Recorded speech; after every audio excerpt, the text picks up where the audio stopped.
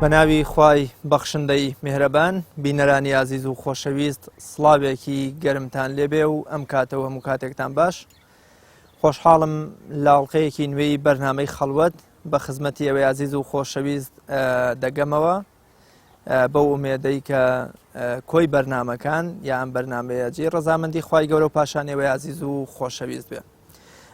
ئەم بەرنامەیە ئێمە ئێستا لە دەواازە یا لە پێشوازی مانگی پڕنووری ڕەمەزان داین، مانگی دابەزینی قورئان، مانگی پیرۆزی ڕەمەزان. بۆیە پێمان خۆش بووە مەڵقەی بەرنامەکەم تایبەت بکەین بە ژیانی ئیمامی غەزالی وەکو یەکێک لە عاریفە گەورەکانی جیهانی ئیسلامی یا دنیای ئیسلام لەگەڵ قورئانە. قورئانی پیرۆز چ کاریگەریەکی لەسەر ئیمامی غەزالی و داڕشتن و ئاراستەکردنی ئیمامی غەزالی هەبووە و ئێمە چۆن ئەتوانین بەو شێوە سوود بینینەی کە ئیمامی غەزالی لە قورئانی بینی و ئێمەش سوودمەند بین،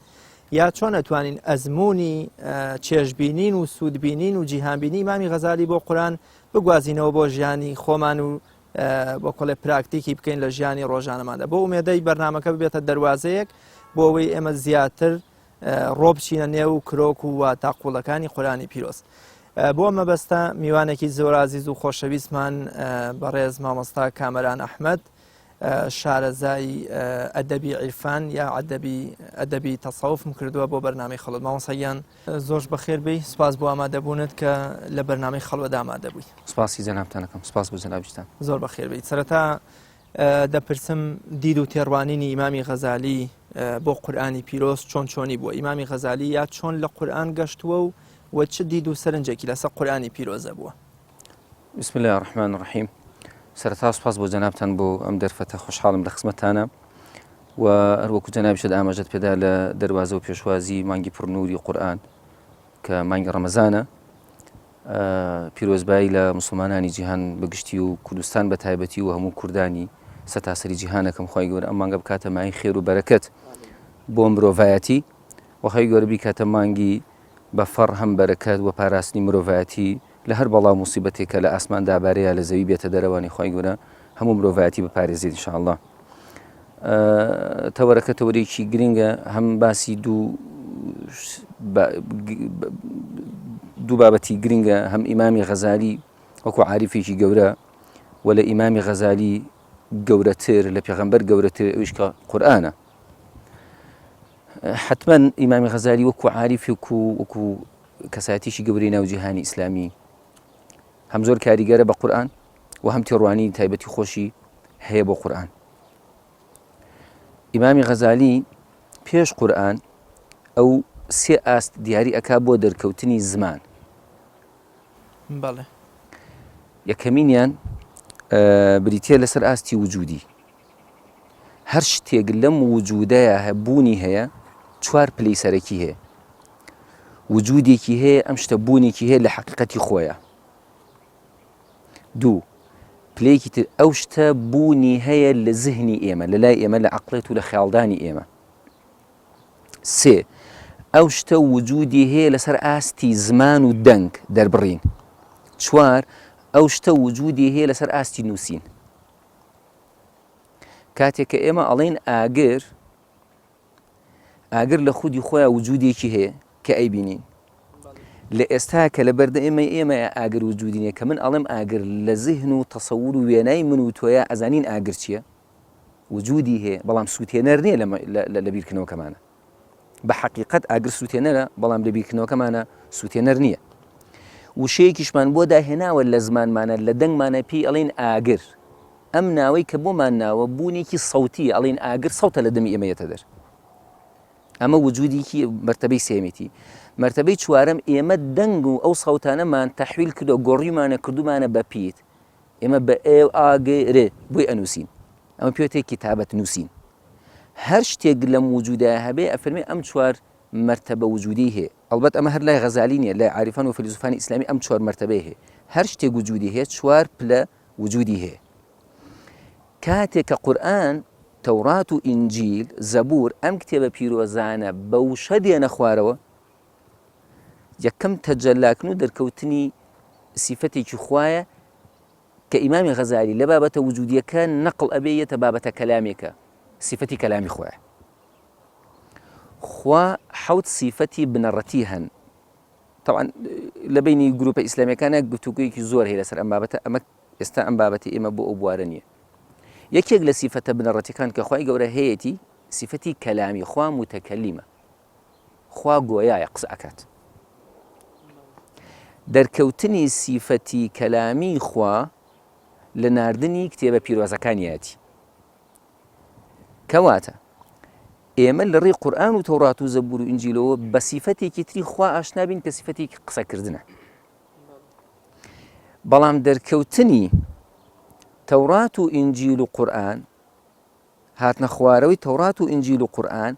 ئیمامی غەزالی لە عیلمی کەلامەوانێ تەحول ئەکا یەتە خوار و یەتۆ ئاستێکی تر ئەویش ئاستی عیرفانیەکەیە بریتیە لە تەجەلای ئەم سیفەتە یعنی ڕوونتر بڵێ ئێمە زهنن عەقڵن ئەو پێناسەی کە بۆ خوا هەمانە یەکێک لە سیفەتەکانی خوا گۆیایە قسە ئەکات ئێ بەچی بزانین خوا گۆیایە و قسە ئەکات ئەم سیفەتەی خوا لەکوێ دەرئەکەوێ لە ناردنی کەلامەکانیە کتێبەکانیە کە لە ڕێی کەلام و قسە بۆ ئێمە ناردوو کەواتە قورئان و تەورات و زەبور و ئینجیل ئەوە لای ئێمە پژڕازەکەن و کە خوای گەورە قسەی هەیە قسە ئەکات لە ڕێی کەلام و زمانەوە خوا ئەیهوێ پەیوەندی بکات بە بەندەکانی خۆی وانێ کە مرۆڤە زانینی ئێمە یام ئەم معریفەیە ئەم حەقیقەتە چ گرنگیەکی بۆ ژیانی ئێمە هەیە گرنگیەکەیش بۆ ژیانی ئێمە بۆ ئێمە ئیماندار ئەلەوەیە کاتێک کە ئێمە مامەڵە لە خزمەتی قورئانە ئەکەین ئەبێ ئاو مامەڵە بکەین کە ئیمام جەعفەری سادق عەلەیهی سەلامی فەرموو خوای گەورە لە قورئانە خۆی تەجەلای کردووە بەس ئێوە نایبینن کاتێک کە ئێمە ئەچینە خزمەتی قورئان ئەبێ بزانی ئەچیتە خزمەتی کێ ئەبێ بزانی ئەچیتە خزمەتی چی ئەبێ بزانی چی ئەخوێنیتەوە کە ئینشاءڵڵا ئەگەر دەرفەت بوو لە داهاتوە باسیەکەی زۆر باش مامۆستا باست لە چوار ئاستی قورئانی پیرۆز کرد کامانن ئەو ئاستانە یان بۆ منە ئەگە ورتر باز لە ئاستەکانی قورئانی پیرۆز بکەین باسییان بکەین ڕاوەیان بکەین بزانم کامانن ئەو چوار ئاستی کە جەناب دامەژەت پێکەوە ئیمامی غەزالی پێی وایە قورئان دابەش بۆ بەسەر چوار ئاستا بەڵێ بەپشت بەسن بە دابەشکردنەکەی یەکەم قورئان وجودی هەیە لە لەوح المەحفوظ لای خوا بەڵێ ئەوە وجودە حەقیقەتەکەی ئیمامی غەزالی بەڵێ بەڵێ ئەمە وجودە حەقیقەتەکەیەتی وجودە زیهنەکەی ئەوەیە کە هاتووەتە عەقڵی حەزەتی جوبرائیل و هاتووەتە سەردڵی حەزەتی پێغەمبەر صلی الله علیه و سلم و گەیشتۆ بە ئێمە ئەمە وجودی بەڵێ ئەمە قۆناغی دووهەمێتی وجودی دووهەمێتی کە وجودە زیهنیەکەیەتی بەڵێ چکە ئێمە دوو جۆر وجودمان هەیە وجودی زیهنیمان هەیە وجودی عینیمان هەیە وجودی زیهنی ئەو شتێک کە تۆ بە تەسەوور و وێنە ئەزانی شتێک هەیە بەس عینەکە ئەوەی لەبەر چاومانە هەیە ئێمە لە تەسەورمانە کورسی هەیە ئەتوانین وێنای بکەین لە خەیاڵدانی خۆمانە بەس کاتێک کە لەسەر کورسی دائنیشین کورسی ئەمە عینەکەیەتی کە هەیە کەواتە وجودی قورئان لە لەوح المەحفوظە وجودی خۆیەتی وجودی قورئان لە سیفەتی کەلامی خوایە وجودی حەقیقەتی قورئان خۆیەتی کە یەتە ناو لەوح المەحفوظ جارێکتر یەتە ناو سەردڵی حەزەتی جوبرائیل یەتە سەردڵی پێغەمبەر صلی الله علیه و سلم ئەوە وجودە زیهنەکەیەتی کاتێک کە پێغەمبەر صلی الله علیه و سلم دەری ئەبڕێ بە کەلیمات ئەوە وجودی قورئانە لە سەوتە کاتێک کە بە سەحابەکانی فەرموو بینووسنەوەی ئەو ئاەتە بخەنە پەڵان ئەو ئاەت و ئەو سوورەتە بخەنە پاڵ فڵان سوورەت ئەمە وجودی قورئانە لە کتابەت و لە نووسینە جوانە ئەمە وەکو قورئان لەسەر ئاستە وجودیەکەی بەڵام قورئان و ئاست سێ ئاستی تری هەیە لای ئیمامی غەزالی کە مامەڵەی لەگەڵا ئەکا ئەویش بریتیە لە خیتابی قورئان چونکە یەکێک لە تەفسیرە لە پێناسەکان بۆ قورئان چییە ئەفەرمون بریتیە لە کەلامی خوا خیتابی خوایە وتاری خوایە بۆ بەندەکانی کە خوێندنەوەی ئەم قورئانە تەعەبودە عیبادەت و پەرستشە و ئەمر کارپێکردنی پەرستشە و پەیامی خوایە ڕێگەیە کە خوای گەورە لە ڕێی قورئانەوە پەیوەندی ئەبەستێ لەگەڵ بەندەکانیە ئەمە وەکو یەکێک لە پێناسەکان بۆ قورئان ئیمامی غەزالی ئەفەرمێ کە تۆ ئەچیتە خزمەتی قورئان ئەبێ بزانی قورئان سێ ئاستی هەیە قورئان خۆی ئەوە مصحفێک لە بەردەمانە کە ئێمە لە سوورەتی فاتحە تا سوورەتی ناس ئەی خوێنینەوانێ ئەفەرمێ بێ ئاوا مامەڵەی لەگەڵ بکەین قورئان سەدەفی هەیە بەرگێکی هەیە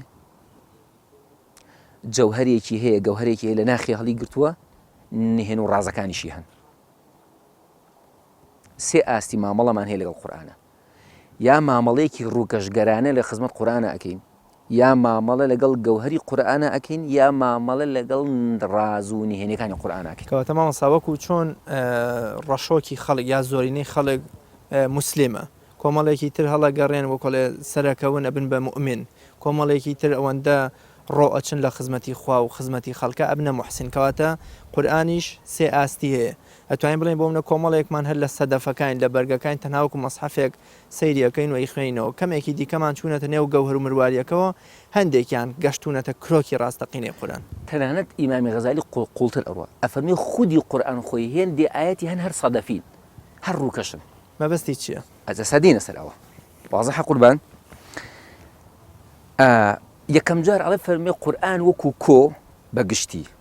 وەکو یەکێکی تاواو کرد لە سوورەتی فاتحە بۆ سوورەتی ناس وەکو یەک سەیریکەین. قورئان دەریایەکە، سیفەتی دەریاژ وایە هەرچی پشتە بەها و بە نرخەکانی تیلەکوێتی لە قوڵایەکەتی جوانە. دەریا ڕووی کەشی سەرەوەی هەیە هەر ئاوە هەر بەشێکە لە دەریاکە، بەڵام تۆ ناکرێت لە ڕووی سەرەوەی بگەڕێی بۆ گەوهەر و بۆشتە بە نرخەکان. زۆر جار لە ڕووکاری سەرەوەی دەریا تۆ ماسی مردوو ئەبینی کە فڕیاوەتە دەرەوە. کاتە تۆ نابێ بڵێ دەریا بریتە لەو ئاوە زۆرەی کە ماسیە مردووەکانە خاتە سەرخۆی، ئەو تۆ بەس تەفسیرێک و پێناسەیەکی ڕووکەشیت بۆ دەریا کردووە. ئەی کە چوتە قوڵایەکەوانێ و گەوهەرەکانت بینی ئەو کاتە تەسەوری تۆ بۆ دەریا پێناسی تۆ بۆ دەریا ئەگۆڕێ. کەواتە دەریا تەنها بریتیش نییە لەو قوڵایی کە بڕێتی لە گەوهەرەکان، هەم بریتی لەو قوڵایە کە گەوهەرەکەی تایە، هە بریتی لەو ڕووکەشیشی کە ماسی مردوو قوبوڵ ناکە لەسەر سەری خۆی ڕایگرێ. ڕاستە. بەڵام ماسی هەتا زیندوو بێ لە قوڵایەکانی دەریا لەسەرەوەی نییە. خۆ سەرەوەی دەریاکەش هەر بەشێکە لە دەریاکە، لێدا بڕاو نییە. بەس نابێت تۆ بە سەرەوە و ڕووکەشی سەرەوەی دەریاکان چی ببین؟ ڕازی ببین. ئەبێ بچیتە قوڵایەکەی، ئەبێ بچینە گەوهەرەکانی قورئان، ئەبێ لەوەش قوڵتر بڕۆین بچینە ڕازەکانی قورئان. ئەوسا ڕێی تێدەچێ بۆ مرۆڤی ئەم سەردەمە یا مرۆڤیەوەی کە پێی دەگوترێ مرۆڤی مۆدێرن، ڕێی تێدەچێ قۆناغەکانی قورئان ببڕێت لە سەدەفەوە بڕوا بۆ گەوەر و مرواوی لەوێشەوە بۆ ڕاز و نێنیەکان. جایەکێ لە کێشەکانی ئێمە هەر لەم سەردەمەیە بەتایبەتی لە کوردستانیشە بەداخەو کە ئەماتە عەرزەکەم، ئێمە زۆر تەواو خۆمان بە ڕووکەشگەرایی و سەدەفی قورئان وەگرتووە. بۆ نمونە یەکی لەو شتانی کە ئێستا باوە و منافەسەیەکی زۆری لەسەرە فێربوونی هونەری زۆر خوێندنەوەی بتوانانی قیرائی سەبع بزانی. ئەمە خەبەرێکی دڵ ئازاردارە بەڕاستی. من چی بکەم لەوەی 1000 گەنج لەم کوردستانەی کە ئیجازەی هەیە لەسەر خوێندنەوەی قیراەتی سەبعە، بەڵام ناتوانێت تەفسیرەکەی زەمەخشەری بخوێنێتەوە، ناتوانێت لە تەفسیرەکەی فخرەدینی ڕازی تێبگا، ناتوانێت لە تەفسیرەکەی مەلا سەدرا تێبگا. ئەمە ئەو پەڕی ڕووکەشگەراییە لە خزمەت قورئانە مامەڵاکەین. ئەمە بۆ واتایە نا کە فێربوونی حەوت جۆر خوێندنەوەکەی قورئان بەهای نییە و نرخی نییە. نا، ئەوە ئەسڵەن مامەڵەکردن لەم ئاستەیان مامەڵەیەکی هونەریانەیە لە خزمەت قورئان. بەس مامۆستا بۆچی ئەم گەنجە من هەر کەسێکی دیکە بێت بە فلتەری ئەو زەمەخشەری و فەخرەدینی ڕازی و مەلا سەدرایە بەرینەوە بۆ بمانەوێ بیبین بۆ نێو کرۆک و قوڵای قورئانی پیرۆز؟ ئایا ڕێی تێناچێ مرۆڤێک لە یەکێ لە گوندەکانی کوردستانە بە میکانیزم و ماندووبوونی خۆی بگات بەو پێگەی کە ئیمامی غەزالی ئەیەوێ یام ئەو پێگەیشتووە؟ بەڵێ بوونە ئێمە نامەوێت شتەکان حەسرکەین لەمە بڵێن ئیلا ئەمە، بەس قسەکەی من ئەمەیە کاتێک کە تۆ 1000 گەنجت هەیە، هەر 1000 ئیجازەی هەیە لە قیراەتی سەبعە، بەس ناتوانێت لە فەخرەدینی ڕازی تێبگا چی هەیە لەسەر قورئان کە بیڵێ. ئەمانە کۆدن، ئەمانە ئەو کەسانن کە ئێمە ئاشناکەن بە ماناقوڵەکانی قورئان. ئێستا کە ئێمە باسی غەزالی ئەکەین، مەبەستمان ئەوە نییە کە ئیتر لە دەروی غەزالی بیرکردنەوەی تر نییە بۆ قورئان. ئێمە ئەمانەیە باسی گەورەی ئەم پیاوە بکەین، مامەڵی ئەم پیاوە لە خزمەت قورئانە، ئەم بەتایبەت ئەم مانگەش کە ئەچینە ناویەوانێ و مانگی ڕەمەزان و لە خزمەت قورئانە ئەبین، بە چ ڕوحیەتێک بچینە خزمەتی قورئان. ئەمان هەوێ لێرەیە ئیمامی غەزالی کۆمەکیمان بکات، نەک ئەوەی ئیتر هەموو شتێک ئەبێ هەر غەزالیانە بێت. جوانە. ئەو کۆمەکیمانەکە ئەفەرمێ من بە ئەزمموی خۆم ئەم سێ ئاستە لە قورئان تێگەیشتم، سەدەف و جەوهەر و ئەسراری هەیە، بەرگێک و گەوهرێک و ڕازەکانی هەیە. تۆ چیت هەیە لە قورئان تێگەیشتووی؟ مامەڵی ئێمە لە خزمەت قورئانە چۆنە؟ ویستم ئەوە بپرسم ئێمە چۆن مامەڵەیەکی ڕاستەقینەمان نەڵێم غەزالیانە بەڵێ چۆن مامەڵەیەکە بمانگەێنێ بە حەقیقەت و کرۆکی قورئان لە خزمەت قورئانە بیکەین کامەی ئەو مامەڵە دروستە کە وەکو ئاماژەشم پێکرد غەزالی بەم شێوە مامەڵەیە بۆتە ئەستێرەیەکی گەشت لە ئاسمانی قورئانی یا قورئانە یا بۆن لە دنیای ئیسلامە لەبەر ئیمامی غەزالی بۆ بەم پیاوە ئەم پیاوە ئەهلی معریفەیە بۆیە گرینگە ئێمە ببین بە ئەهلی معریفە خوێنەوار بین بە زمانە گشتی و سادەکە ئەبێ خوێنەوار بین خوێنەواری هەر ئەوە نیە بتوانین قورئان بخوێنینەوە خوێنەواری ئەوەیە کە ئێمە بتوانین کۆمەڵێک ڕێکاری تر بگرینە بەر یارمەتیمان بدەن کە لە قورئان تێبگەین قورئان بە زمانی عەرەبی هاتووە بۆچی پێویستە زمانی عەرەبی بزانین لەبەر زمانی عەرەبی کۆمەکیمانەکە لە قورئان تێبگەین و ئیلا زمانی عەرەبی خۆشی ناتوانین هەمووی بێ تەفسیر قورئان بکات بە تەنها زانینی زمانی عەرەبی کەفیل نییە ئێمە لە قورئان تێبگەین زمانی عەرەبی چ تەفسیری ئەلیف لام میم ئەکات ئەلیف لام میم ڕا ئەکات کاف ها یا عین صاد ئەکات ناتوانێت یخۆ زمانیشە بێگومان لە کاتێکا کاف ها یا عین صاد پیتە کاف ها یا عین صاد سەوتە دەنگە یخۆ ئینسانیش مرۆڤیش هەرەمەی هەیە کەواتە بە تەنیا زمان کافی نیە ئێمە بتوانین لە قورئان تێبگەین بۆیە تەقسیمات و مامەڵی ئیمامی غەزالی لە قورئانە ئەمەیە بە ئێمە بڵێ بفەرمێ زانینی زمانی عەرەبی گرنگە بەس هەموو شتێک کۆکردنەوە لە زمانی عەرەبیە ئەمە سەدەفە جوانە گرنگە زمانی عەرەبی بزانی چونکە قورئان بە زمانی عەرەبی بە زمانی بەشەر هاتوۆتە خوار بە 20 ئەوەندە پیتە بە 26 و 28 پیتەکەی زمانی عەرەبی هاتوۆتە خوار ئەخۆ تێر نەپەڕیوە بەڵام کەلیمات و داڕشتنەکەی ئەو نسق و ئەو کۆنتێکست و سیاقی کە قورئان هەیەتی بە تەنها زمان فریای ناکەوێت بۆیە دێ مامەڵە لەگەڵ قورئانەکە طبعا ئیمامی غەزالی لە دوو شوێنە زۆر بە جددی باسی قورئانەکە یەکەم کتێبێکی بە ناوی جەواهیر القورئان مقدمەیەکە نووسیوێتی بۆ تەفسیر دووهەمینیان لە ڕبعی عیباداتەکەی لە إحیاء علوم الدینە لە باسی هەشتمە باسی آداب و تلاوة القورئان وتفسيره بالرأي ئێمە چۆن قورئان خوێنین و ئادابی قورئان خوێنەوە چۆنە و تەفسیر و مامەڵەمان چۆنە لەم دوو شوێنە زۆر بە جددی و بە تایبەت باسی قورئانەکە بۆیە لە جەواهیر القورئانەکە باسی ئەوەکە ئەفەرمێ کە ئەفەرمێ قورئان سەدەفیە سەدەفەکەەوە عەرزم کردی مەسەلەی گرنگدانە بەس بە خوێندنەوەکەی جەوهەرەکەی گرنگیدانە بە سێ خاڵی گرنگ قورئان سێ ئاستی هەیە لە گەوهەرێ لە جەوهەرێ یەکەمینیان باسی چیرۆکی پێغەمبەرانە دوو باسی مجادلە و مامەڵەی پێغەمبەرانە لەگەڵ کافران و وەڵامدانەوەی کافرانە بۆ پێغەمبەران سێهەمینیان بریتیە لە ئایاتی ئەحکام لە یەکەمیانە کە باسی پێغەمبەرانە باسی دووشتە باسی ناسینی خوایە و باسی ئەزموونی ئیمانی پێغەمبەرانە لە دووهەمیانە کە باسی ئەو کەسانە ئەکە کە نوکوڵی لەگەڵ پێغەمبەرانە ئەکەن ئەبێ ئێمە ئاوە قورئان خوێنن کە باسی قسەکانی فیرعون ئەخوێنینەوانێ باسی نەمرود و ئەو قەومانە عاد و ثەمود ئەخوێن ئەمە ئەوانە ئەو کەسانە بوون کە مجادلە و مناقەشەی پێغەمبەرانیان کرد لەناو عالەمی ئیسلامیە ئەم بابەتە عیلمێکی بەرهەمهێنا پێوتە عیلمی کەلام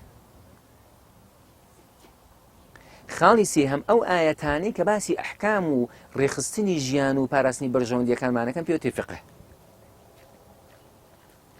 ئەمە قورئانە لە ئاستێکی ترا پێوترێ ئاستە نزمەکەی ئاستێکی نزمی هەیە قورئان یعنی نزم بەمانە اعتیبارەکەی ئێمەنە یعنی ئاستێکی خواردتر و ئاستێکی سەرتری هەیە ئاستە خواردتر کە باسی پێغەمبەران و قەومەکانیان و حکمە فقهیەکان بەڵام ئاستە باڵاکەی سێشتی تری زۆر سەرەکیە باسی خوا خۆیەتی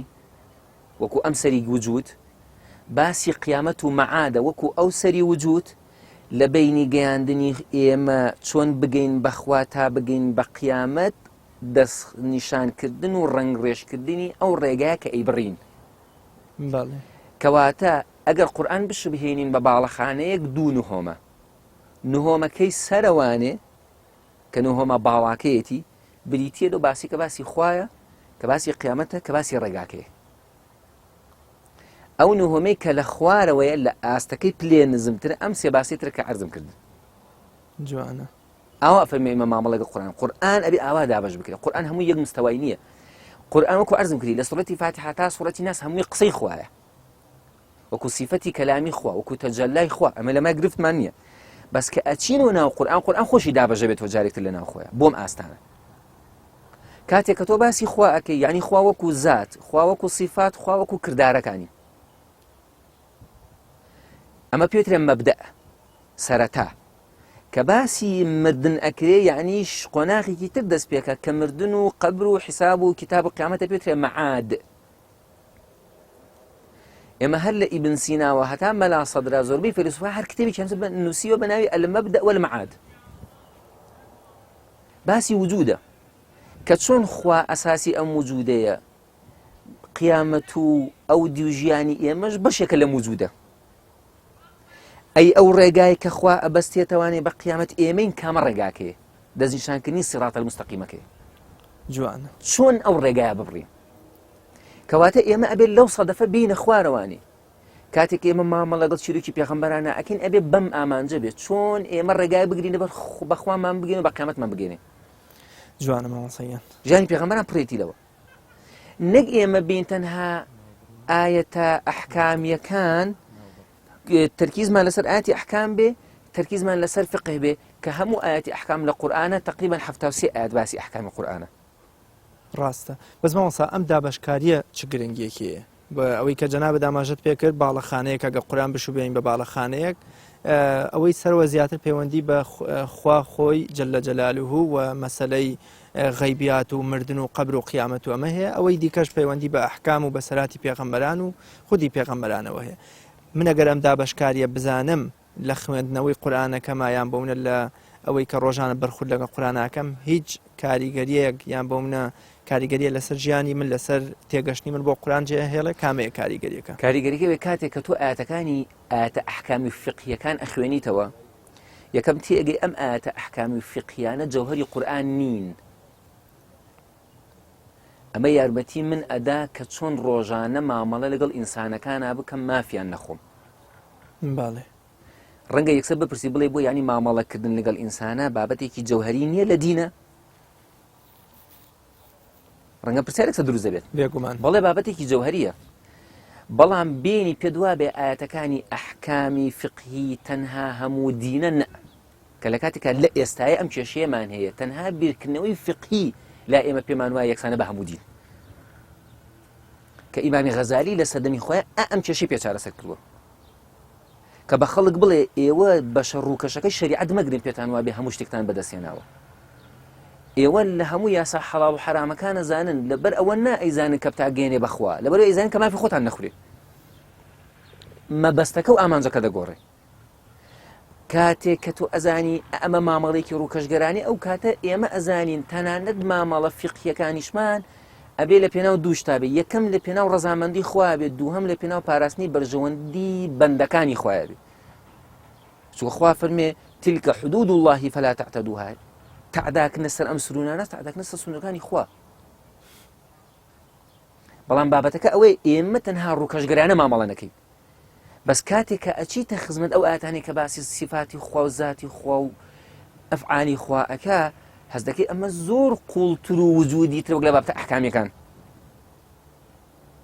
جوان ئەگەر ئینسان ئاگای لەم بابەتانە نەبێت نازانێت چۆن پابەند بێ بەلایەن ئەحکامیەکانیشەوە مامەڵەی عاریفێک جیایە کە پابەندە بە جێبەجێکردنی ئاەتەکانی ئەحکام بۆی سنووری خوا نەبەزێنێ مامەڵی منیش پابەند بە ئاەتەکانی ئەحکام بۆی مافەکانی خۆم نەخورێ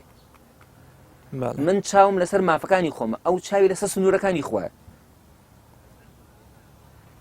بابەتەکەی ئەو قوڵترە ئەوەی من هەڵە نییە بەس هی ئەو قوڵترە ملاحەزات فەرموو قوربان بۆیە کاتێک کە تۆ قورئان تەصنیفەکەین بۆ ئەم بابەتانە مامەڵی ئێمە لە خزمەت قورئانە ئەبێت تەواو گۆڕابێ ئەبێ ئاوا بچینە خزمەتی قورئان قورئان چەنە گرینگە تۆ قورئان بۆ بزانی کتێبێکە هاتوتە خوارە بۆ پێغەمبەر و بیخوێنیتەوە بەس چەنە گرینگە بزانی ئەم قورئانە ئیتر لە پێغەمبەر دابەزیوە ترازاوە بۆ من هاتوتە خوارەوە ڕاستە ئەی ئەگەم من وا هەستکەم قورئان بۆ من هاتوتە خوارەوانێ تەجەلای سیفەتی کەلامی خوایە بۆ من مامەڵە لەگە تەجەلای سیفەتی کەلامی خوایەکەم چۆن جۆرە مامەڵەیەکەکەم ئەی ئەگەر قوڵتر بڕۆم وەکو ئیمام جعفەری سادق پێم وابێ خوا خۆی تەجەلا کرد لە قورئانە چۆن مامەڵاکە حتمن مامەڵەکانی ئێمە جیاوازن لەگەڵ ئەم بابەتە ئاستەکانی مامەڵەکردنی ئێمەش لەگەڵ قورئانە ئەگۆڕێت ئەو کاتە ئیدی ئەمەیە منهەجی غەزالی لەگەڵ قورئانەکە تۆ مامەڵەکەی بۆیە پێویستمان بە منهەجی غەزالیانی بەڵام مامۆستا پێت وانە ئەم جۆرە مامەڵەیی غەزالی ڕەحمەتی خوای لێبێ یام ئەو عاریف و زانایانی کە لە جیهانی ئیسلامیات توانیویانە قورئان بە جۆری لە جۆرەکان زۆر بە جوانی لی تێبگەن مامەڵەیەکی قورس و هەوڵ و ماندووبوونێکی زۆری بووە بە تایبەت بۆ مرۆڤ ئەم سەردەمە یا هەر شتێکی ئاساییە وەکو چۆن من لە ڕەمەزانێکا بۆ منە 30 جوزئی قورئان خوێنم یا 2 ختمەکەم ئەویش بە هەمان شێوە خوێندوێتی بەڵام ئەوەی کە ئەیگۆڕێ شێوازی تێڕوانین و وەکو کاک ناسرە فەرمێت تەدەبورەکەی هەردووکمانە بۆ قورئان رحمەتی خوا لە کاک ناسر تەواوە قوربان ئێمە ئەمان هەوێ بە موسڵمانە پێش موسڵمانم بەخۆم ئەم هەیە بەخۆم بڵێم کاتێک کە ئەم ڕەمەزانە قەرارە مانگی قورئان بێ و قەرارە بچمە خزمەت قورئان و بە شێوازێکی تر و بە ڕۆحێکی تر ئەم هەوێ چۆن بچمە خزمەتی قورئان چ چاوەڕوانێکم لە قورئان هەیە لەم مانگە من بەکوێ بگەێنێ ئەبێ من خۆمی بۆ ئامادە بکەم بەواتایەکی تر هەر ئەوەی کە ئیمامی غەزالی فەرمی قورئان بە دەریایە بە فعلی منەوە پرسیارە لە خۆم بکەم ئایا من دەریاوانێکی ئەم دەریایم ئەتوانم ڕووکاری سەرەوەی دەریاکە تێپەڕێنم بچم گەوهەر و ئەسرارەکانی بدۆزمەوە بۆ ئەوەی بە خۆم بڵێم من ئەگەر بم هەوێ لەم سەردەمی جەنجاڵیە چۆن سوود لە قورئان ببینم ئەبێ ئاوا مامەڵەی لەگەڵا بکەم ئەوجا با ئێمە زۆریش بەزەیمان بە مرۆڤی سەردەمانیەتەوە مرۆڤی سەردەم بەشێکی ئەوەیە ماندوو کراوە بەشێکی ئەوەی خۆی ماندوو ئەکات ساعتی لە فەیسبووکەکەی بگرێتەوانی خەریکی قورئان بێ ژیانی ئاڵۆزە بەس بەوازهێنان لە ساعاتێک لە فەیسبووک و تۆڕە کۆمەڵاتیەکە بەخوا نە دنیاکەی ئەمە گۆڕن نە دنیاکەی دەرەوە ئەویش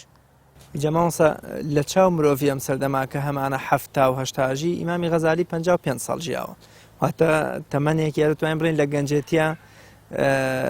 وەفاتی فەرمووە کەواتە ئەمە پەیوەندی نە بە زۆری تەمەنیشەوە هەیە نەوەکو قسەکەی جەنابیشتیان دەتوانین بەشێ لە مەشغوڵەتی ژیانمان واز لێ بین بۆ خزمەتی قورئان کەواتە بام بە شتێک تا عەرزت کەم ئێمە پێش بین تەقسیماتی قورئانەکەی با بین تەقسیماتی ژیانی خۆمان بکەین ژیانی ئێمە چەندی پێویستی بەشتە زەروریەکانە کە ئەنجامی بدەین چەندە پێویستی بەشتە تەحسینیەکانە چاکەکاری و جوانکاریەکانە چەنە بە کەمالیاتەکان ئەمە کەمالیە ئەگەر نەشت بێ ئاساییە من زەرورە خانوویەکەم هەبێت یا بژیم خانووەکە وا باشە تەحسینێک ئەوەیە سەربەخۆ بێت کەمالیاتەکەی ئەوەی هەیە 6 ژوور بێت و ژووری میوانەکەم جیاواز بێت و ژووری نووسنەکانم ڕازاوە بێت و بەڵام خۆ ئەگەر 6 هۆدە نەبێت و 3 هۆدە بێت و دانێکیان بۆ ژووری میوان بێت و دانێکیان بۆ خەوتن و دانێکیان مەتبەخ بێت خۆ کافیە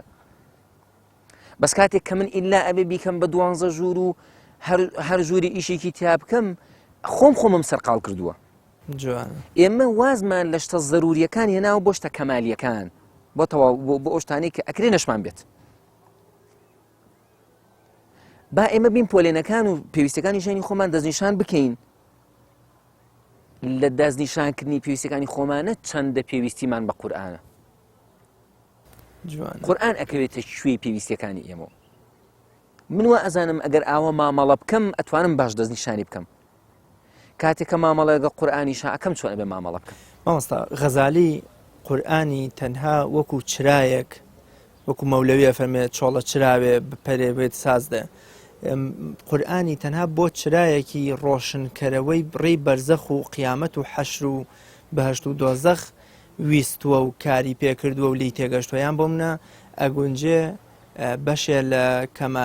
کەم و کورتی و ناتەواوی و پێداویستەکانی ژیانی مرۆڤ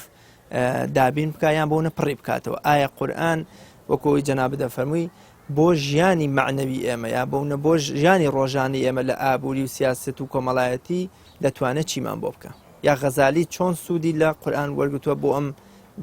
بوارانەی ژیانی خۆی لە جەواهیر القورئانە باس لەوە ئەکات لە فەسڵێکدانی کە ئەوەی کە جەناب دەفەرمێ مەسەلەی ئابووری و سیاست و ئەخلاقۆمانە ئەمە کایەکانی تری معریفەی بەشەری کە لە ژیانی ڕۆژانە پێویستیمان پێێتی ئیمامی غەزالی باسی ئەوە کە ئەفەرمێ ئەکرێ قورئان سەرچاوەیەکی ئەم زانستانە بێ بەڵام ئەوەمان بیر نەچێ هەر ئیمامی غەزالی فەرمێ ئەم زانستانە خۆیان زانستی سربەخۆن لە دەروی قورئان یعنی بۆ نمونە ئێمە قورئانمان هەبێ و نەبێ زانستی پزیشکیمان هەر هەیە ئێمە قورآن هەبێ و نەبێ زانستی ئابووریمان هەیە ئێمە قورآن هەبێ و نەبێ زانستی گەردووناسیمان هەیە بەڵام قورآن چۆن یارمەتیمانەدات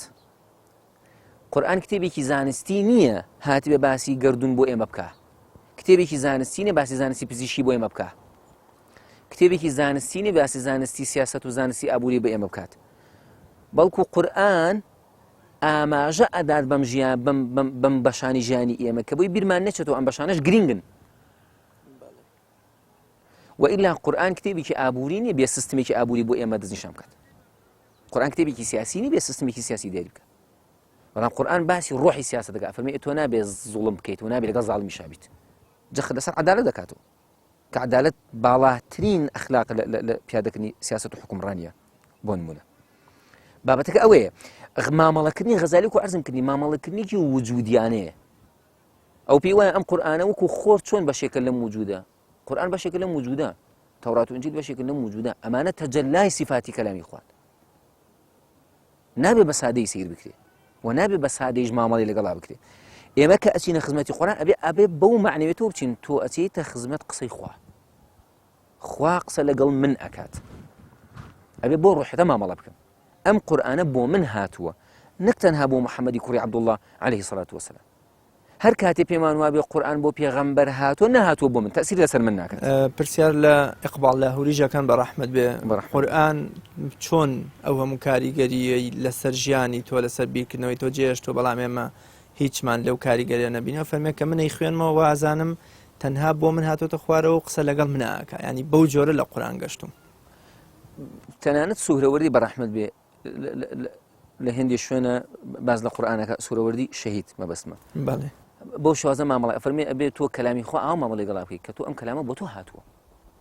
عاریفەکان ئاو مامەڵیان کرد عاریفەکان فەرموون قورآن پێویستی بە هێنانە خوارەوەیەکی ترە پێویستی بە تەنەزولێکی ترە تەنەزولەکە ئەوەی ئەم جارە لە دڵی پێغەمبەر و بێتە خوار وەسەد دڵی ئێمە چۆن مامەڵەکەین ئەو پێغەمبەرمان بینی و قورآنیش باسی چۆن مامەڵی لەگەڵ قورآن کردووە تەنانەت لە حەزەتی عایشە ئەفەرمون پێغەمبەری خوا ئەخلاقی چۆن بوو وەڵامەکەی زۆر وردە نافەرمی ئەخلاقی پێغەمبەر لە قورآن ئەچوو ئەفەرمی ئەخلاقی پێغەمبەر قورآن بوو كان خلقه القورآن نافەرمی كان خلقه القورآني قورآنی نەبوو قورآن بوو قورآنێکی زیندوو بووە و بەناوتانە هاتووە ڕۆشتووە ڕەحمەتی خوا لە مەحویش بێ کە فەرمێ بە نووری عەکسی پێغەمبەر ئەوەندە منعەکیز بوون غەریبی تازە هاتوو دەیگوت ئەم پێغەمبەرستانە کەواتە لە ئەخلاقی قورئانیانەی پێغەمبەرەوە ئەمانیش بە جۆرە لە جۆرەکان تەجەلای پێغەمبەرانە یان بۆونە سیفەتی پێغەمبەرانە و سەروسیمای پێغەمبەرانەیان تیا ڕەنگی داوەتەوە قسەکە ئەمەیە من و تۆ لێرە چۆن مامەڵە لەگەڵ قورئانەکەی قورئان ژیانی ئێمە ببێ بە قورئان ئێمە ببین بە قورئان خەڵکی ئێمە بینی قورئانی بیرکەوێتەوە ئەمە گرنگە بەڕاستی ئەبێ ئەمە تەئسیرکە زۆر باشە ماوەس کامەران کاک ئەحمەدی موفیزادە بە ڕەحمەت بێ لە هەندێک لە تەراکەکانی ئاباز لەوە کە زانایان ئایا هەروە تێگەشتن یا هەرویستویانە وەکۆلە تێگەشتنێکی ڕواڵەتگەرانە بۆ قورئان بکەن کۆمەڵێک تەفسیریان کردو ئەگونجێت لەگەڵ ڕوحی قورئانە نەیەتەوە لە بۆ نمونە کە فەرمێ يا أيها المدثر قم فأنذر وربك فكبر وثيابك فطهر فەرمێ جۆرێکە لە ئینقلاب و شۆڕش بەسەر جل و بەرگ و دابوودنەریتی ئەشرافیانەی ئەو سەردەمای پێغەمبەر صلی الله عليه وسلم ئەو مەبەستی ئەوەیە ناگونجێت لە خوا بەیەکزانین و ئینقلابکردن بەسەر دابوونەریتی جاهلیەتە بێتەوە بۆ باسێکی فقهی کە پاک ڕاگرتنی جل و بەرگەکە بێت یا بوونە لە ئاەتی لەو ئەنزەلنا هذا القورآن على جبل دیدێکی جوانیە یا ئەوەی کە پێغەمبەر صلی الله عليه وسلم لە کێوی لە ئەشکەوتی سەورا بە ئیمامی ئەبوبەکر فەرمێ لا تحزن إن الله معنا ئەفەرمێ ئەمە جۆرێکە لە نزمکردنەوەی ئاستی ئیمامی ئەبوبەکر کە تۆ پێی ئەڵێی مەترسە لە کاتێک ئەو تەنها خەمی پێغەمبەری خوای بووە مەبەستمەوەیە تەفسیر ئێمە چۆن لە تەفسیری قورئان تێبگەین ئیمامی غەزالی چۆن تەفسیری بۆ قورئان کردووە یان بۆ منە چۆن لە واتا و مەفهومی ڕاستەقینەی قورئان تێگەشتووە مامەڵەکردنی ئێمە لە قورئانە ئیمامی غەزالی فەرمێ زۆربەی عاریفەکانیش بۆ چوونیان وە تەنان لە هێندە لە گروپە ئیسلامیکانیش ئەم بۆ چوونانان هەیە کە قورئان دوو ئاستی هەیە دوو دیوی هەیە دیوێکیانی هەیە ظاهیرە دیوێکی هەیە باڵتینە یعنی دیوێکی هەیە ئاماژە ئەکا بۆ کۆمەڵەشت کە تۆ ظاهیرەم بچیتە خزمەتی قورئان نەتوانیت لەو ظاهیرە لەو ئاماژە قوڵەکانی تێبگەی بۆیە زۆر جار تەفسیری ئێمە تەفسیرێکی زاهیرانەیە ئەوەی کە جەنابی مەرحومی موفتی زادە فەرموویەتی وەثیابەکە فەطاهیر یعنی پێغەمبەر هیچ ئیشی نەبێ خەریکە بێ پەڕۆی بگرێ بەدەستیەوە جلەکانی پاکاتەوە ئێمە گە فیقهیانە سەیریکەین وەثیابەکە فەطاهیر یعنی کاتێکە باسی خوا ئەکەی بە جلوبەرەکانیشت پاک بێ بۆیە لە نوێژە بە جلوبەرگت پاک بێ یخۆ ئەم تەفسیرەش مەقبولە هەڵە نییە بەس کاتێکە وەثیابەکە فەطاهیر وەکو مامۆسای موفتی زادە فەرمی ئاوا قوڵ بچی نا ئەبێ ئەو شکۆی جل جیاوازیەش تێک بشکێنی پرسیارەکە ئەمێ بۆچی مامۆسای موفتی زادە ئەم تێگەیشتنی بۆ دروست بووە لەبەرەوەی ئەم بابەتی جلزەخکردنەوەی لە سەدەمی مامۆسای موفتی زادە ئەوەندە باڵا بووە کە ئیشی ئەم بووە ئەم تێگەیشتنی بۆ قورئان هەبێت تا بیشکێنێ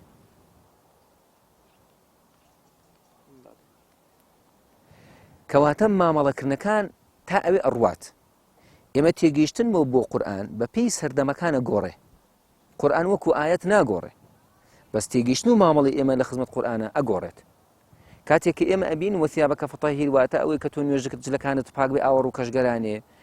ئەیچی لەو ئەکی کاتێک کە جیاوازی کۆمەڵایەتی تا ئەوێ ئەڕوا بە جلو بەرگ خەڵک جا ئەکرێتەوە لێکتر جۆرێکی تر لە زوڵم دروزە بێ کەواتە وەثیابەکە فەطاهیر یعنی تۆ ئەو جلانە لە بەر مەکە کە لە خەڵک جیاوازی دەکەتەوە کەواتە مامۆستا بەڵێ ببوورە ئەگونجێ لە سەردەمێکەوە بۆ سەردەمێکی تر واتایەکی قورئانی چەندین مانابدا بەدەستەوە بۆ منە ئەگونجێ بۆ کۆمەڵگەیەک جلوبەرگەکەیان سادەیە بەڵام لەبەری پاک و خاوێنی ڕناگرن ئاەتەکە شمولی ئەمانەکە بەڵام لە کۆمەڵگەیەکی دیکەیان کە جلوبەرگ بووەتە مۆرک و سیمای چینایەتی ئەشرافیەت و مردمگەلێکی زل و دەوڵەمەند خۆیانی پێباوەدەن خۆیانی وەکۆڵێ بە گەورە ئەزانن ئالێرەیە بە مانای ڕەتکردنەوەی جلوبەرگێکی ئەشرافیانەی کەواتە ئاەتەکانی قورئانە گونجە لە سەردەمێکەوە بۆ سەردەمێکی تریان لە ڕووداوێکە بۆ ڕووداوێکی گۆڕانیان بەسەرا بێ تێگەیشتەکان بڵێ چکە تێگەیشتەکانی ئێمە وابەستەیە بەو کاتە مێژوویەی کە تایە ئەژین سەردەمی ئێمە لە چ کاتێکە ئەژین سیاقە کۆمەڵایەتیەکان و سیاسیەکان و کولتوری ئابوووریەکانی ئێمە چۆنن ئێمە لە ئێستاە چۆن ئەتوانین سوود لە قورئان وەربگرین بۆ ژیانی خۆمان کەواتە ئێمە ئەمان هەوێ ئاوا ئێمە چۆن لە قورئان تێگەین بە پێی کێشەکانی خۆمان گرفتەکانی سەردەمی ئێمە حتمما جیازە لە گرفتەکانی سەردەمی ئیمامی غەزالی کەواتە بۆیە تێگەیشتنی ئێمە بۆ کۆمەڵی ئاەت ڕەنگە تەواو پێچەوانی تێگەیشتنی ئیمامی غەزالیش بۆ کۆمەڵی ئاەت ئەمە لەوان نییە کە ئێمە ڕاستترین و ئیمامی غەزالی هەڵەبوو نا ئەگەر ئەم کێشانی ئێمە لە سەردەمی ئەو بوونا حتمما ئەو ئەمان تەفسیری بۆ کرد ئەگەر ئێمە لە سەردەمی غەزالی بووینە هەمان تێگەیشتنی ئیمامی غەزالیمانە بوو بۆیە هەر سەرەتا عەرزم کردی ئێمە مەرج نییە هەموو شتەکانمان غەزالی بێت بەس پێویستە ئاگامان لە گەورەی ئەم پیاوە چۆن مامەڵەیەکی گەوری لە خزمەت قورئانە کردووە بۆیە لە تەفسیرەکە ئەوە تەفسیری ئیمام غەزالی فەرمێ ئێمە ئەتوانین ئیسفادە لەمە بکەین کە ئیمام غەزالی فەرمێ قورئان زاهیر و باتینی هەیە ئێمەش لەم زاهیرە تێپەڕیم چینە باتینەکەی بۆ سەردەمی ئێمە باتینی قورئان چییە ئێمە بتوانین لەم سەردەمی مادیگەرای و جەنجاڵی بتوانین چۆن ئیمانی خۆمانی پێ بتەوکەینەوە خەلە لە ئیمانیەکانی ئێمە لە سەردەمی ئێمە چین ئەی خەلە لە مامەڵی ئەخلاقیەکانی ئێمە چین لە کۆمەڵگەی ئیسلامیە چۆن قورئان بتوانێت کۆمەکیمان بکات ئەم خەلەلانە جارێکتر تێپەڕێنینەوە ئەمانە بەڕاستی گرنگن ئێمە بەم ڕۆحێتە بچینە خزمەتی قورئان و تەفسیرەکەش بۆ شێوازە بکرێتەوە زۆر باش مامۆستا باسمان لە ئەزمون و دید و تێگەشتنی غەزالی کرد بە ڕەحمەت بێ لە خزمەت قورئانە لەوە بپرسم هەر لە سەرەتاوە قورئان چ کاریگەریەکی لەسەر غەزالی دروست کردووە چۆن غەزالی ئاراستە کردووە چۆن غەزالی داڕشتووەتەوە کردوێتی بە یەکێک لەوانەی کە دوای چەندین سەدە ناوی هەر بە درەوشاوەیی ماوەتەوە لە قۆناغە جیاجاکانی ژیانی غەزالی ئازانین وەکۆڵێ پێش بەرنامەکە جەنابەت فەرمووت کە ژیانی پێش غەزالی یان مێژووی پێش غەزالی لەگەڵ ژیان و مێژووی دوای غەزالی زۆر جیاوازن واتە غەزالی بۆتە خاڵی وەرچەرخێنەر یان بوونە خاڵی جیاکەرەوە لە نێوان دوو مێژوودا قورئان چ کاریگەریەکی لەسەر غەزالی جێهێشتووە ئەو کاریگەری بجێهێشتووە کاتێک کە تەسەووری ئیمامی غەزالی بۆ قورئان ئەوەیە دەرکەوتنی سیفەتی کەلامی خوایە و سیفەتە کەلامێکی خوا ئەبینێ ئەزمموی ئەکا و پێی وایە ئەمە خوا خۆی تەجەلا ئەکا لە قورئانە ئیدی ئەم نایە لە دەرەوەی قورئان بۆ خوا بگەڕێ هیچ بابەتێک نییە ئیمامی غەزالی باز نەکات و ئیستیشهاد بە چەندین ئاەت لە قورئان نەکات تەنانەت ئیمامی غەزالی کە جەواهیر القورآن ئەنووسێ ئەیهەوێ وەک مقدمەت فی التەفسیرێک بنووسێ سەرەتایەک ببوو ئەگە بیهەوێ قورآن تەفسیرکە ئەبێ بەم میتۆدە مەنهەجەتە بیکە کاتێک کە نەیتوانی وە هەموو قورآن تەفسیرکە هاتووە سوورەتی فاتحای تەفسیر کردووە هاتووە ئایەتی نووری لە میشکات الئەنوارە تەفسیر کردووە هاتووە قسە لەسەر سوورەتی ئیخلاصەکە قسە لەسەر ئایەت الکورسی ئەکا قسە لەسەر سوورەتی یاسین یعنی کۆمەڵێک وێزگە بۆ ئیمامی غەزالی کە گرنگ بوون مامەڵەیان لەگەڵاکات کە پێمانەڵێ ئەمانە چەنە گرنگن وەکو عەرزم کردی هەر ئەوەی کە ئیمامی غەزالی لە جەواهیر القورآن باسی ئەکات طبعا لە کتێبی تریش هەیە المەضمون به على غیر ئەهلیه لێش هەر باسیەکە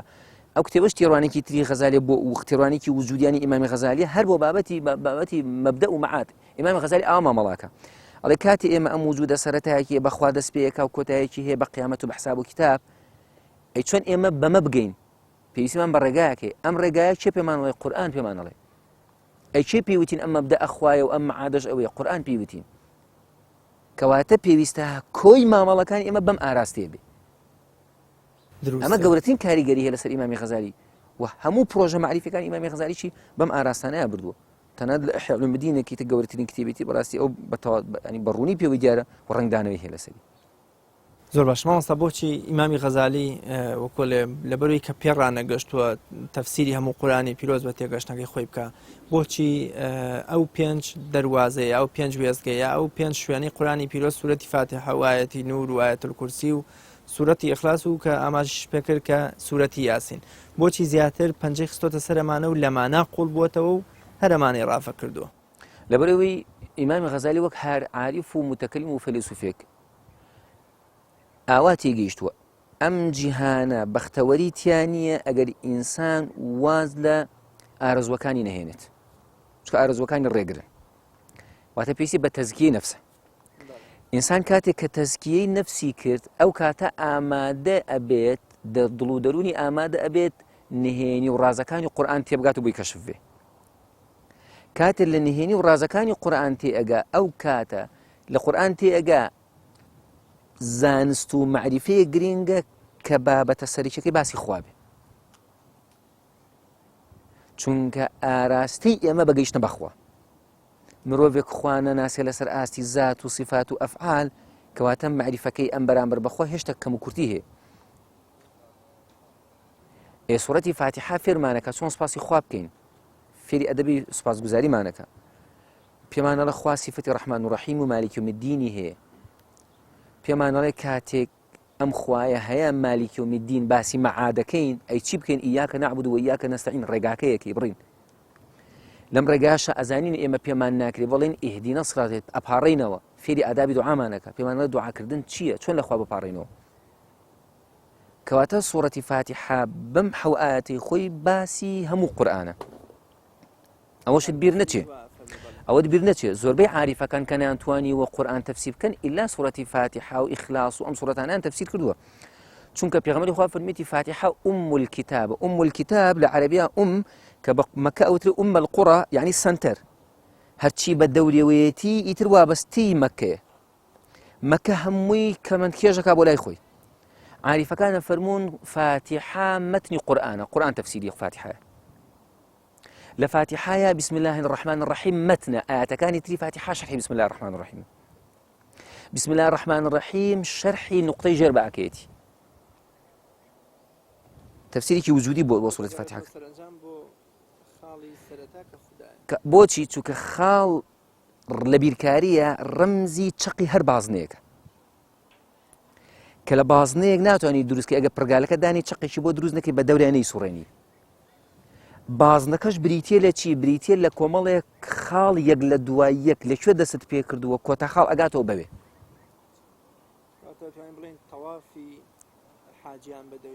ڕەمزێکە لەوە بەڵێ بەڵێ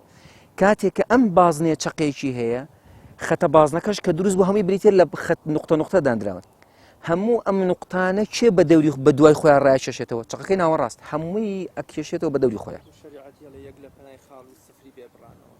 تەسەوری عیرفانیانەی ئیمامی غەزالی و عارفەکانی تر بۆ قورئان ئەوە بۆی ئەوە ماوە لەگەڵ قورئانە زۆر باش مامۆستا غەزالی بە ڕەحمەت بێ قسەیەکی فەرمێ خۆت بناسە خوا ئەناسی خۆت بناسە ئینجا ئەتوانی خوا بناسی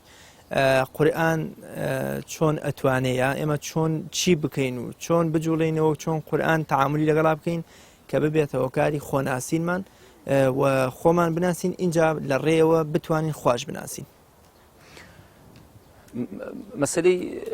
هەر کەس خۆی بناسی خوا ئەناسێ ئەوە هەر لە عیرفانی ئیسلامیە بەناوبانگیشکە لە ئەو قسانی کە زۆر باوە ضرب المەسەلێکی لێ هاتووە ضرب المەسەلێکی لێ هاتووە عاریف نییە ئیشیشی لەسەر نەکردبێ. مەسەلەی خۆناسین لە قورئانە لای عاریفەکان دوو ئاستی هەیە،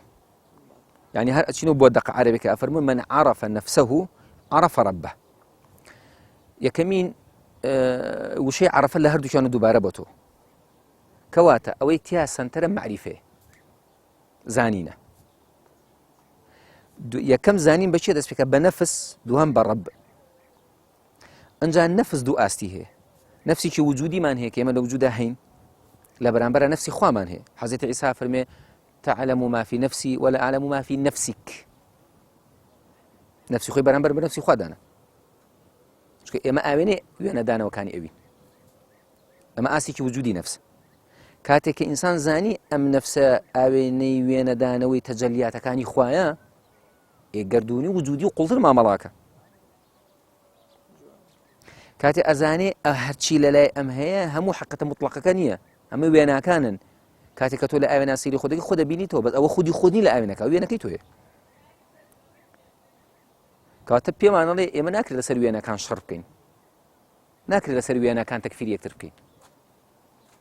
ئێمە وێنەکانمان لە حەقەتەکانماندا نییە. ئاستی دووهەمی نەفسەکە ئەوەیە عاریفەکانە فەرموون ئەنجا نەفس کە یەتە جەستەمانەوانێ حەو پەرمەرتەبەی هەیە ئەبێ بیبڕێ. نەفسی ئەمارەمان هەیە، نەفسی لەوامەمان هەیە، نەفسی مولهیمەمان هەیە، نەفسی ڕاضیەمان هەیە، مطمئینەمان هەیە، نەفسی ڕاضیەمان هەیە، مەرضیەمان هەیە، مکەمیلەمان هەیە. ئەفەرموو پێویستیمان بەناسینی ئەم نەفسانە هەیە، بۆی ئەگەر ئینسان نەیزانی نەفسێکی ئەمارە بیسووئە ماڵوێران یەکات. ئینسان لە ئارەزوەکانی خۆیان نغڕۆ ئەبێ. شریعەتیش هاتووە ئارەزوەکانی ئێمە شریعەت بەس تایبەتە بە نەفسی ئەمارەمانەوە، تایبەت نیە بە نەفسی لەوامە و بە نەفسەکانی تر. شریعەت هاتووە نەفسی ئەمارەی ئێمە ڕێگە خات. مامۆستایان کاتی بەرنامەکەم تەواو بووە، بەس پێم خۆشە لە یەک خولەکە کۆتا پەیام و قسەی جەنابەت لەسەر غەزالی و تێڕوانین و تێگەشتنی قورئان،